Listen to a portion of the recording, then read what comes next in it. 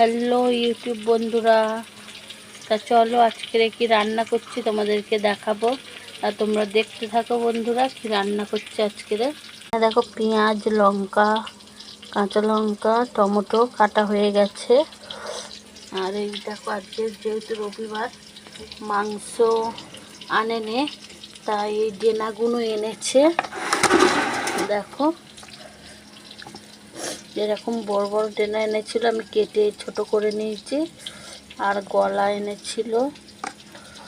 তা আজকের এটা রান্না করব, তা তোমাদেরকে দেখাবো কেরমভাবে রান্নাটা করব।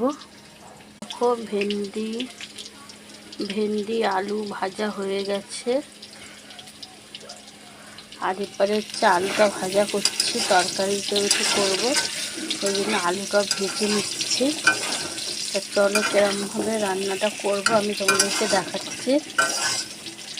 আলুটা আমার ভাজা হয়ে গেছে, আমি তুলে নেব। দেখো আলুটা ভাজা হয়ে গেছে, আমি আলুটা তুলে নিয়েছি। দেখো তেলটা কড়াতে দিয়ে দিচ্ছি পরিমাণ মতো। দিচ্ছি পেঁয়াজ লঙ্কাটা দিচ্ছি, ভেজে নেবো ভালো করে।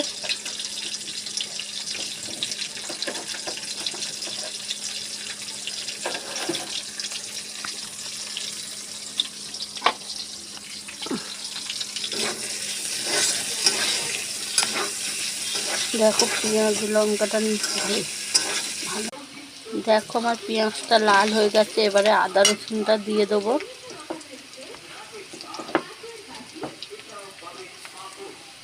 আদা রসুন পরিমাণ মতন দিয়ে দেবো, দিয়ে ভালো করে নেড়ে নেবো।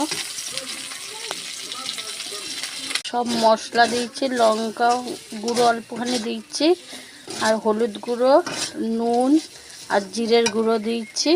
টমেটোটা দিয়ে দিচ্ছি, দিয়ে মশলাটা ভালো করে কষিয়ে নিচ্ছি। দেখো একটুখানি জল দিলাম,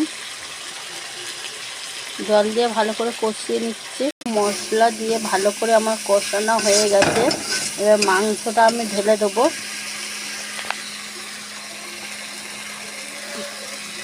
দেখো এই মাংসটা আমি ঢেলে দিচ্ছি, ঢেলে দিয়ে ভালো করে নাড়িয়ে নিচ্ছি।